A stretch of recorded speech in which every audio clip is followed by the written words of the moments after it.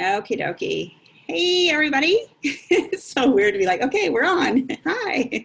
Um, for anybody that I haven't met, my name's Sarah, and I am the Director of Sales for Green Compass, and I'm coming to you from Wilmington. The home office is actually just outside that window, about 20, 30 yards, or I guess maybe a little more than that. But anyway, I'm in town, so I'm excited to be here for a while. And I want to just talk to you guys tonight about leadership. And, when I first thought about doing this, I was thinking, I don't want anyone on this call to think that leadership means you have to have a big team and, then you're a leader, right? You might be leading a team of one. It might just be you. But I'm talking about some of the basic principles and ideas that good leaders share. And so if you don't have a big team yet, you want to be exuding some of this stuff so that you're going to attract other leaders, so that you're going to have the opportunity to, when you do have a team, really show up for them in all the different ways that they're going to need your support, to be a quality leader, to help them on their journey, to help you. And so don't worry about where you're at in the company. If you're brand new, maybe this is your first Zoom, or if you're watching this on the replay and this is the first thing you're seeing. When I'm going to talk about leadership, I don't necessarily mean, you can't do any of this stuff until you have a bunch of people. This is really for the masses. So I really believe that good leaders allow themselves to be seen. And what I mean by that is, your successes and your failures, the times when you struggled, the times when it didn't work out for you, the times when you got ghosted, or you missed an incentive, or something just didn't go quite the way you'd planned. It's okay to share that kind of stuff and allow your team to see that in you, but also how you overcame that, how you dealt with it, how you moved onward and upward. And I think that's really important, because your team is going to resonate with you better if they feel like there's a connection, like you've been in their boat, right? If you feel like you can understand what's happening, you can understand their frustration, you can understand their concerns, you can understand their disappointments. Instead of being the person that's up there saying, I don't know what your problem is, I am amazing, my business is always on fire, and I've never failed, I've never lost. It's really important to be seen. And with that comes this element of like 86ing your ego, right? I think good leaders will leave their ego at the door. We can get into this mode of comparing ourselves, especially in this industry. You could say, oh man, I joined the same day as that person did, and they're a master director and I'm still a team leader. And start comparing yourself to their situation, their activity. And that's really the kiss of death, right? Competition can take you captive, but focus is where you want to be. The focus is your calling. So don't worry about what other people are doing, how fast they're going, the success they're having, how many people are joining their teams, or what their sales are, any of that. Check your ego and just focus on you doing the do, and everything's going to fall into place. Okay, so those are just a couple things I wanted to start this with. I'm going to go into what I'm calling the 8 E's of leadership. And each one of these is equally important, so they're in no particular order. But if you're taking notes, I encourage you to write each one of these down, take some notes of what I say that resonates with you about each one. And then, if you need to turn around and share it with your team, or put it in a post, or put it in a notebook somewhere that you revisit from time to time when you need it. I think that across the board, everything that I'm going to say applies to everyone, no matter where you are in your business. The first one is exude energy and excitement. And this might be the most important one, actually, even though I just told you they're not in any particular order. But you need to instill vision that motivates or inspires people, right? So your excitement and your energy and your enthusiasm is what's going to do that. And think about, like, maybe when you were younger and you got a new toy that you really wanted, and you're super excited that you got it. You're playing with it all the time. You're telling all your friends you finally got it. Or maybe you got a new Apple Watch and you're like just playing around with all of the things that it does. And you're like, wow, I can track my steps and my heart rate, and I can get my texts on it. And you're telling your friends, have you got an Apple Watch? You should totally get an Apple Watch. And you're really excited about something. And then over time, you get a little bit used to it. You get a little bit complacent with it. And the next thing you know, it's sort of another one of your things. Or as a kid, it was another one of your toys, and you don't play with it as much. You're not as excited when you see it. You're not talking about it anymore. right? And that's what can happen in our business, is when we come on board and we've got that vision, we are inspired or motivated into action in some way to get the kit, to start dreaming, to think about all the things that this business could do for us. And we're super stoked about it. We're telling everybody, we're posting, we're telling our friends. And then over time, that excitement can wane. And so as a leader, you always have to level up your personal excitement for what you're doing to help keep your team excited. It's always got to be your favorite toy. It's got to be like that moment where you realize that this is happening. This is my vehicle to reach my dreams. This is my vehicle to meet people, to help people, to save people. This is my vehicle to help people feel better, right? And have that same sense of excitement from that you did in day one. Think about, especially if you were around in the beginning of Green Compass back in when we launched in February of 19. It was like, you couldn't shut up about it, right? You didn't care if someone said no, you're telling everybody about it. You're super excited. This thing is launching. We're going places, get on the ship. Everything's amazing. And that's the same level of excitement and energy that you want to have as much as possible for your team. Because even though you might have reached some goals, maybe you've hit some incentives, maybe you've earned the trip, maybe you've hit a rank, or you're making money that you wanted to make, but is your team there with you yet? Chances are there might be a few, but the masses aren't yet. And so you've got to continue with that energy and excitement and help them buy into that vision of what this can do for them.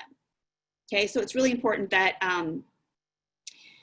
your energy and your excitement helps people kind of want to partner with you on this adventure and really be clear about what's in it for them and how Green Compass can solve a problem or a need or fill a void or take them wherever they want to go, right? But that starts with you continuing to reassure them of that and guide them to the places where they can experience that within their own Green Compass business. Your excitement and your energy also gets people to events. When you're inviting people to your local regional or a virtual or something like this, is it like, hey, don't forget the regional's on Saturday, or hey, if you're not busy, you should plug into the Zoom? Or can you elevate that energy and excitement and be like, it's Tuesday night or it's Thursday night, you got to get on, we're going to talk about this, or I can't wait, the regional's coming up, I'm so excited, we got this happening and this happening.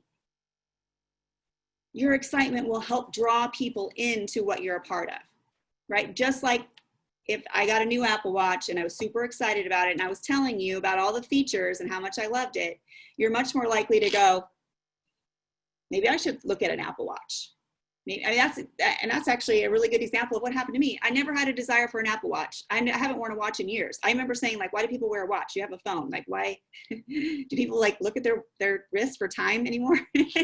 And my kids were actually like, you don't have, oh mom, you love it. You can do this. You can set workout goals. You can, get your text on it. You can, manage all this stuff. And I was like, oh, maybe I do want an Apple Watch. And then when I got one, I was like, oh my gosh, you're right. This is amazing. And I'm telling other people about it. So that's how you want to approach your business. The second E is to encourage. Good leaders are great at recognition and rewarding behavior that they want repeated, right? Encouraging your team is an important aspect of your leadership role because it's not always fun and games. It's not always the best day ever. And you know that because you've been through it. You've had some of those days that weren't so great. So how did you deal with them? How can you encourage your team when they're in those peaks and valleys, or I guess the valleys of what we do, right? People work harder for praises than they do raises. It doesn't take money. It doesn't take a lot to really encourage your team. So it could be a handwritten note. It could be a shout out on your social media. It could be maybe you have your top sellers or your top recruiters for the month and you're saying, hey, you did such an amazing month. Tell us how you did it, and ask them for a little testimonial, or have them come on a Facebook Live with you and share what they did to have such a successful month. Those little things are really important. People remember that, they feel good about that, and they want to do it again. They want to continue to feel that feeling that they felt when you called them and said, hey, I noticed how amazing you were. Or I noticed this thing that you did. Can you tell everybody what you did so that we can do it too? And I encourage you guys also to go deep. Don't just talk to the people in your first, second, third line, but who's down? Where's the grass fire? Go 10 levels down and find someone that's rocking it. Find somebody who's new and got their first recruit. Find somebody who shows up on your radar for whatever reason. If you're at the top of that, group, and you got to go 10 and your team is big enough that you can go 10 levels down, do you know how good somebody would feel to get a call from you? It takes you 5 minutes, 10 minutes. Like, oh my gosh, Emily Stanley called me. I can't believe it. I didn't know she knew who I was. This is amazing. And do you think that person's going to want to repeat that behavior? 100%. And all it took was a few minutes from you. And it goes miles for keeping them vested in, keeping them excited, keeping them feel like they're making a contribution and that you noticed, and also building that rapport and that connection with you. I remember when I joined, the first day that I joined a company, I had to walk away from the company I was with, and I was at the top of their comp plan. I was their #1 income earner and all the things. And I walked away from it because there were some things there were some integrity issues with the home office, and there was a couple things. But so I joined another company. I jumped in and I started at zero, and I had to make money quickly because I had bills to pay. And I'll never forget the very first day that I joined, I got a call from the CEO. And I remember looking at my phone, seeing that it was a Texas number. I had no idea who it was. And he was just like, hey, I just wanted to say, thanks for choosing us. We're going to take great care of you. I heard you're having a tough day, and we're glad you're here. And, I know that you're going to make the most out of this opportunity, kind of a thing. And I was like, I stood a little taller. I felt like, wow, I have no idea how he even knew that I came on board or knew anything about me, but it made me feel really good. And you have that exact same power with your organization to make somebody feel really good just for being who they are, just for being where they are. Motivation only comes from within. You can't motivate anybody to do anything. I don't know if you knew that, but motivation has to come from within. You can inspire, you can model, you can do those types of things, but the motivation has to come from within. And when somebody feels like they're appreciated, they feel like they're recognized, they feel like they're encouraged, that triggers that motivation within them to continue to do, or to step it up, or to be the best that they can be in any situation and continue to repeat that behavior. So it's really powerful. You don't want to go overboard with your recognition in the sense of like fancy gifts or whatever. You want to ask yourself, is this duplicatable?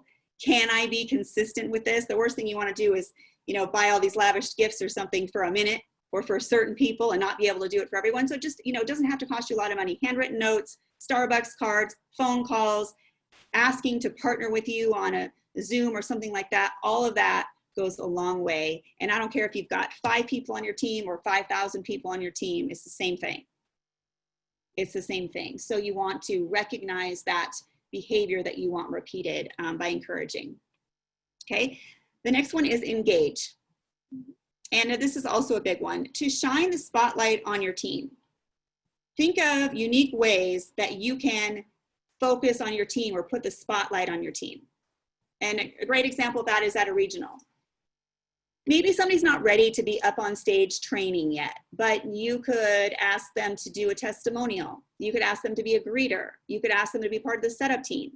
You can have like a little advisory group within your team and ask questions, get feedback that you kind of run up the chain to your presidential founder. If there's things that you guys or ideas that you might have that could make Green Compass better or anything like that.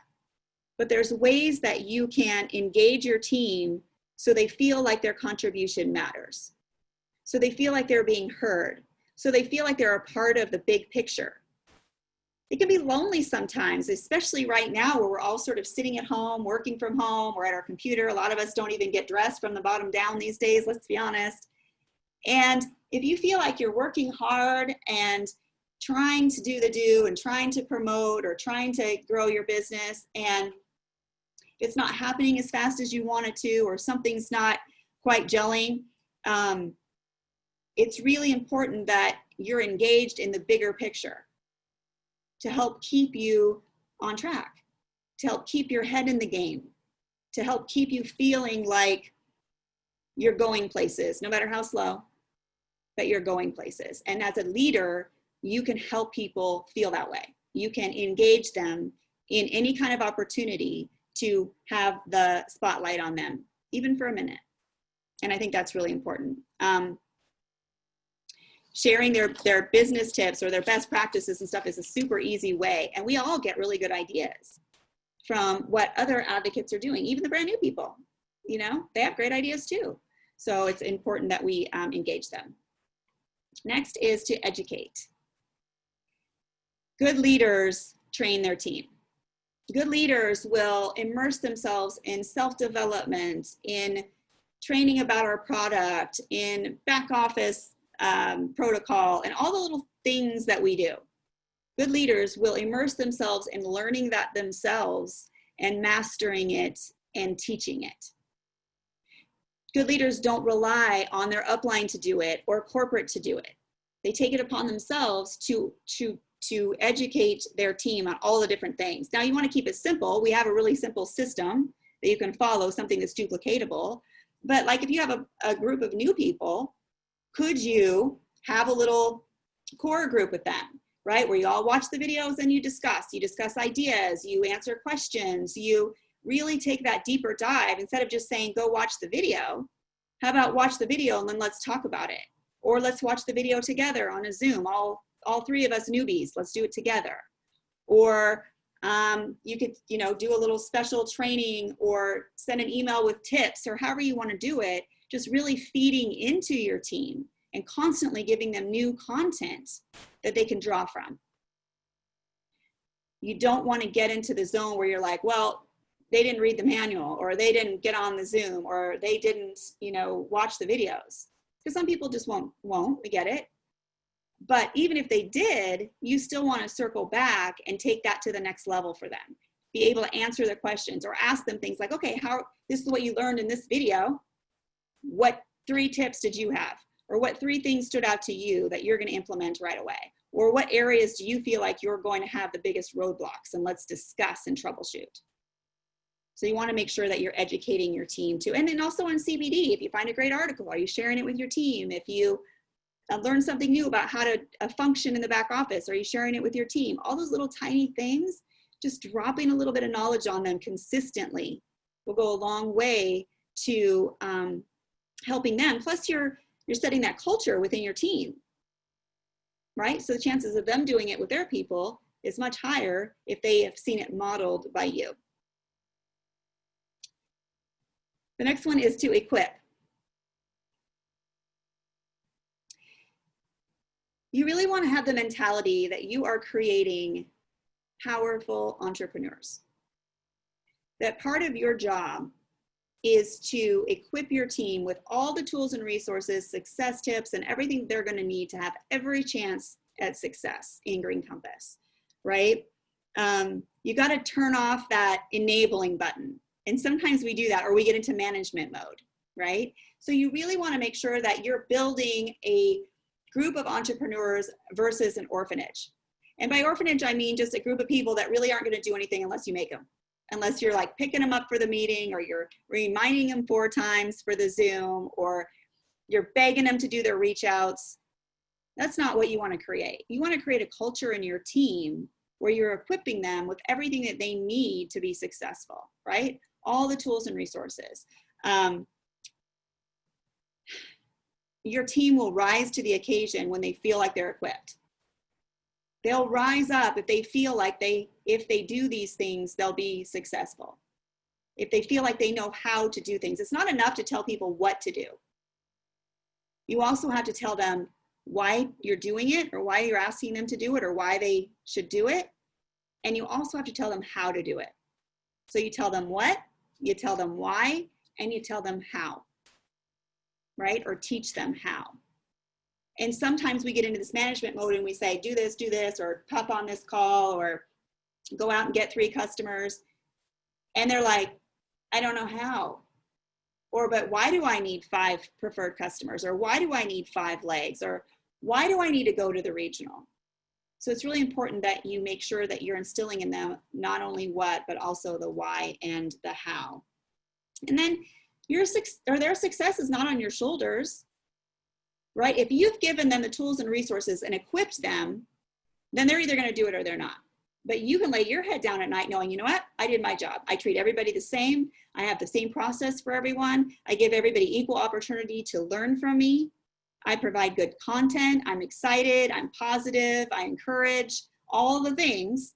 And then they get to take from that what they wish. And some people are going to level up. Some people are going to skyrocket. Some people are going to take off and do amazing things within Green Compass. And then some people won't. And that's just the way it goes, right? But for you as the leader, if you know that you did everything you could, you made sure that you laid it all out, you gave them all the tips, the tricks, the tools, the resources, the encouragement, the training, all of the things, then you can go, okay, I did my job, you know? But then you're not banging your head against the wall, like, why won't this person do it? This person needs this Green Compass business. This person would be so amazing if they would just engage. That's not really about them, that's about you. So you want to make sure that you're doing your job and that they get to decide what they do with that information, that training, that opportunity, okay? So you're equipping them. I love to build a culture in the field where people feel good about where they are, but they're excited and feel equipped to go to the next level.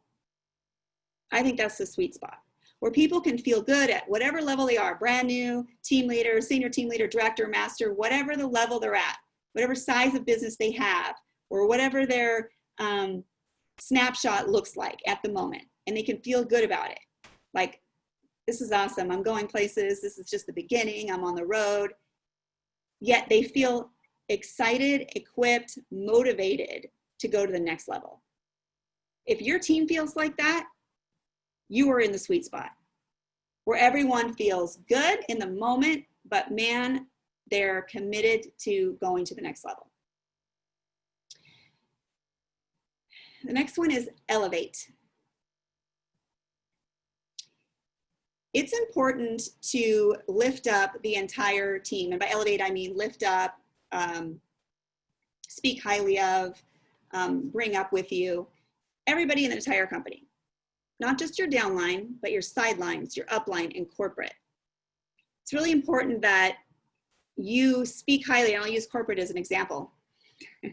It's important that you elevate corporate or lift up corporate because the people below you are trusting that they're in a good company, that you've recommended them to a good company, right? And so if you're over there bashing corporate, for example, then don't you think your downline is going to be like, oh, maybe I'm not in the right place.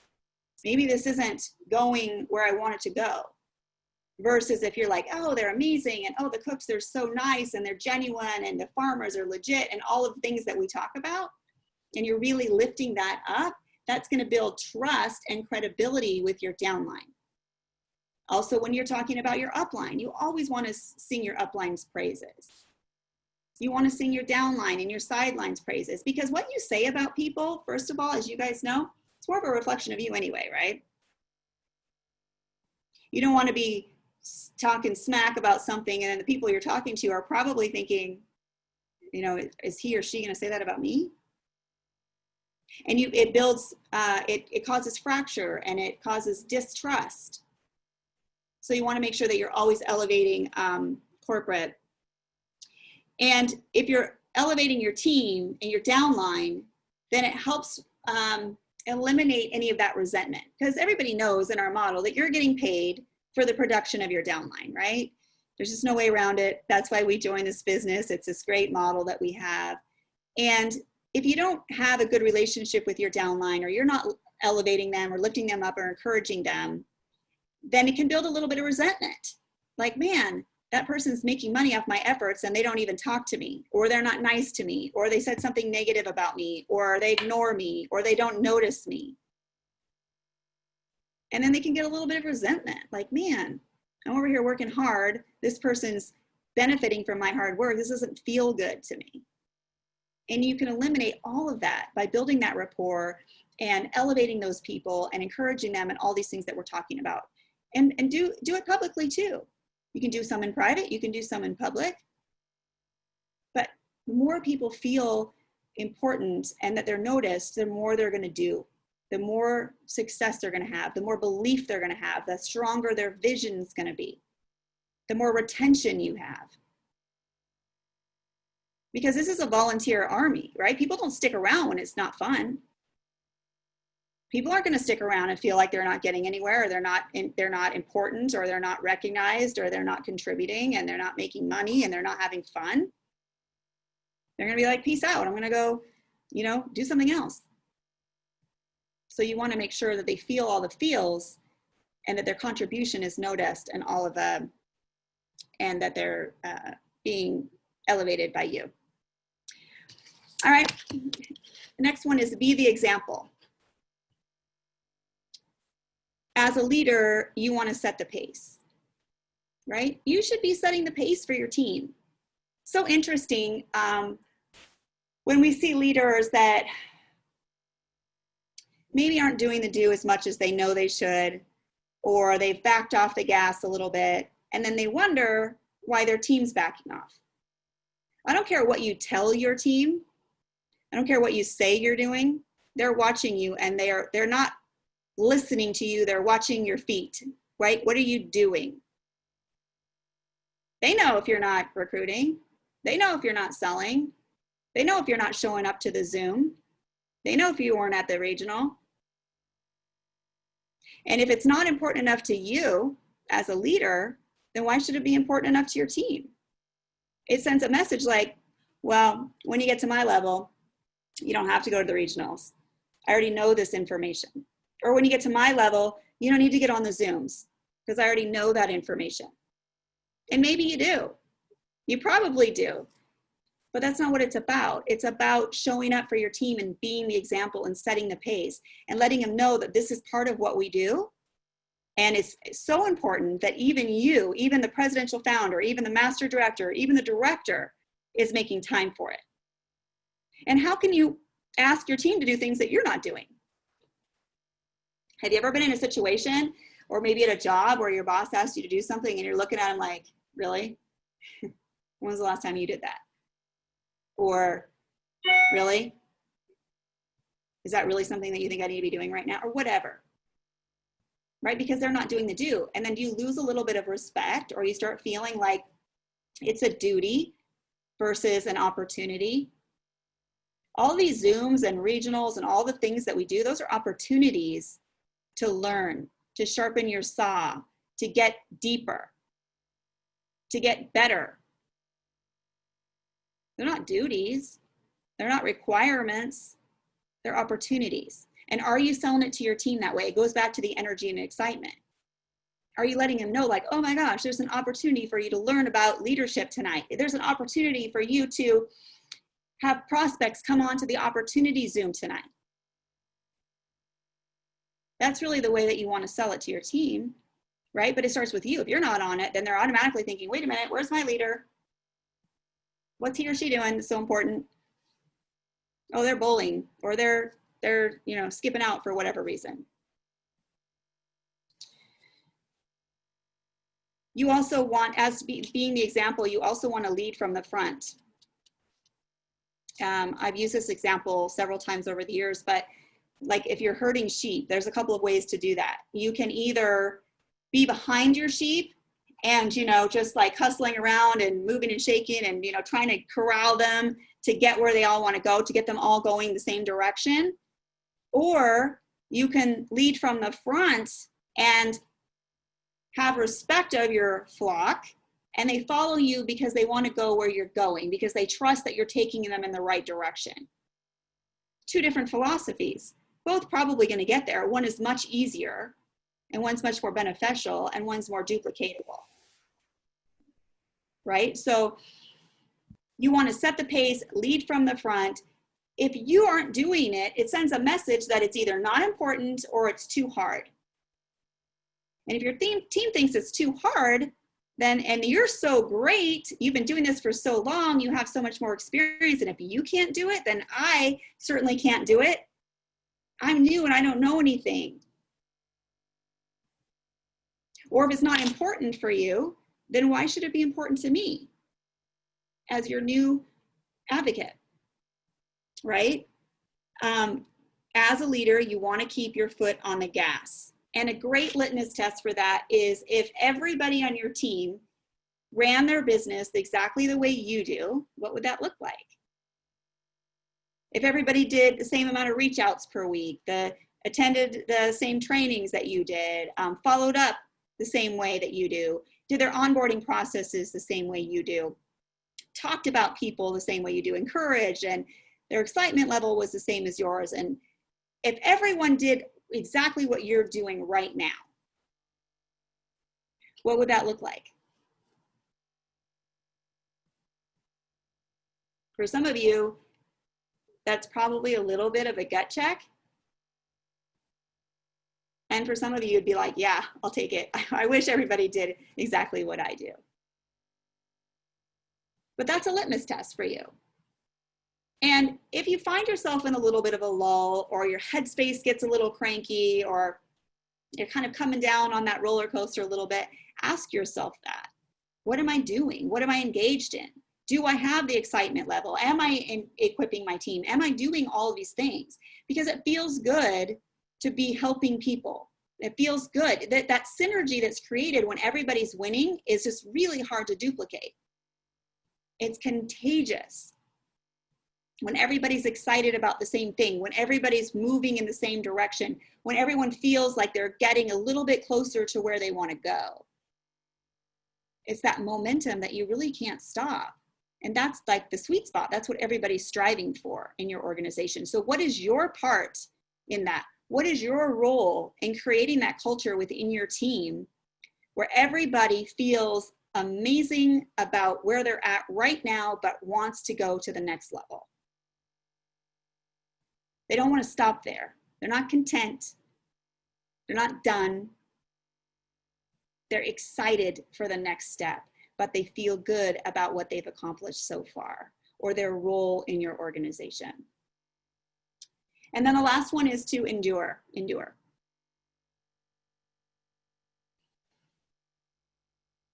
You know, you've heard the saying like the grass is greener on the other side, and then conversely, the grass is greener where you water it. And you consistently have to be watering your organization, your people, your business, your customers. You're never going to find your aces if you quit. And we all know that this is a roller coaster. There's no doubt about it, right? You got your good days, your bad days, the days you're firing on all cylinders, and the days you don't even want to get out of bed. The days where there's tons of promotions happening in your organization, and then the months where you feel like, where'd everybody go? The months where your volume's up, the months where your volume's down, the months where you can't hear no, and the months where all you hear is no, right? We know that going in. But you have to endure and teach your team to endure and stick it out. The only way to lose is to quit. What else can you say that about? The only way to lose is to quit, and you're in 100% control of if you quit or not, right? If you know going in that there's going to be some days that aren't your favorite, but you just get through them, just like life in general, are you teaching your team that? Are you being seen through that? Are you empathizing with your team and letting them know, like, you know what? I've been there. Oh yeah. I didn't recruit anybody for 90 days. Yeah. My team started shrinking. You know why I didn't recruit anybody? Because I quit doing my reach outs. I got a little lazy or distracted. It was summertime and I was feeling fine about where I was. So I just sort of took my foot off the gas, and the next thing I know, 90 days later, hadn't recruited a single person personally. So I know how you feel, but you know what I had to do? I made a decision. I made a decision that I wasn't going to do that again. And I mapped out a plan, and I went 10 reach outs every single day for 2 weeks straight. And by the end of the month, I had 3 recruits for the month. something like that. If you're not able to be seen and let people know how you got through that adversity or how you've experienced that lull, then you lose a little bit of credibility, right? If you're not doing it, you've lost credibility too. If your team comes to you and says, you know, hey, I'm just really struggling here. I haven't recruited anybody in a while. I just don't know if this is for me. If you're not recruiting anybody either, then how are you going to have that conversation? How are you going to give them the tips and tricks on how they can turn that around? How are you going to empathize? How are you going to give them advice? So as the leader, you're leading from the front, you're being seen, and you can work through them and equip them with the ideas or the success strategies that will help them get through that, right? But you have to endure. You have to stick around. You have to resell yourself on the vision, sometimes daily. I'm not gonna lie, sometimes daily, you have to resell yourself on the vision. Why you joined this company? What are you here for? Who are you? What are you made of? Why did you invest the $299? Why did you give up that soccer game last week to go to the regional? Why are you sharing this business opportunity with people that are important to you? Resell yourself on the vision and stick it out. Stick around. All you really got to do is stay in the game. You don't have to be the star player, and you can even sit on the bench from time to time, but you got to stay in the game. Don't quit the team.